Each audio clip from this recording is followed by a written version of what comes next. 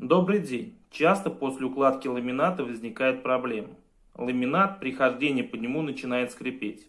Для решения этой проблемы первое, что нужно проверить, это зазор между стеной и ламинатом. Потому что ламинат при разной температуре и влажности в помещении имеет свойство расширяться или сужаться. Тем самым при расширении ламинат упирается в стену и идет нагрузка на замочное соединение. Начинается его деформация и излом, и из-за этого возникает скрип.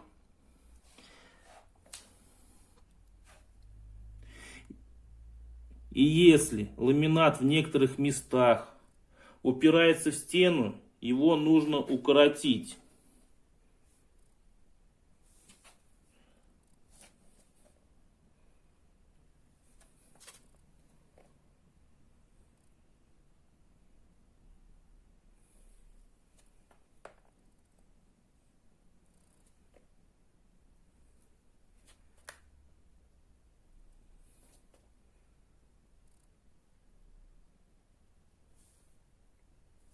Для решения этой задачи я буду использовать такой инструмент, как реноватор.